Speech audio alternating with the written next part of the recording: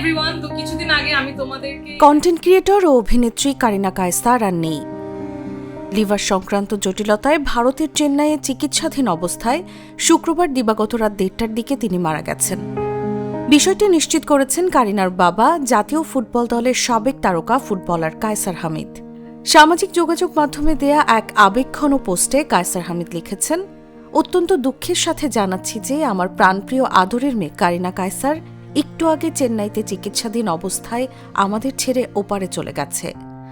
আমার মেয়ের কোনো ভুল ত্রুটি হয়ে থাকলে কিংবা কাউকে কষ্ট দিয়ে থাকলে আপনারা তাকে ক্ষমা করে দেবেন।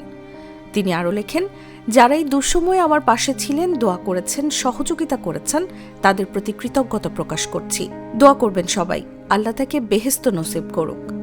পরিবার সূত্রে জানা গেছে, কয়েকদিন আগে জ্বরে আক্রান্ত হন কারিনা। পরে তার শরীরে সংক্রমণ ধরা পড়ে। একই সঙ্গে হেপাটাইটিস এ ও ই জনিত জটিলতায় তার লিভার ফেইলিয়ার দেখা দেয়। অবস্থার অবনতি হলে রাজধানীর একটি বেসরকারি হাসপাতালে তাকে আইসিইউতে নেওয়া হয় এবং পরে লাইফ সাপোর্টে রাখা হয়। উন্নত চিকিৎসার জন্য গত সোমবার রাতে এয়ার অ্যাম্বুলেন্সে তাকে ভারতের চেন্নাই নেওয়া হয়। সেখানে ভেলোরের খ্রিস্টান মেডিকেল কলেজ হাসপাতালে তার চিকিৎসা চলছিল। চিকিৎসকেরা প্রথমে তার ফুসফুসের চিকিৎসা শুরু করেন, পরে লিভার ট্রান্সপ্লান্টের প্রস্তুতিও চলছিল বলে জানা যায়। কন্টেন্ট ক্রিয়েটর হিসেবে পরিচিতি পেলেও সাম্প্রতিক সময়ে অভিনয় ও চিত্রনাট্য লেখার কাজ নিয়ে ব্যস্ত ছিলেন Kareena Kaiser.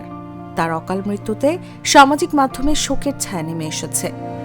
News desk, Jago news. Crunchy biscuit fit biscuit, যখন তখন ইটিং, যেখানে সেখানে ফিট ইন।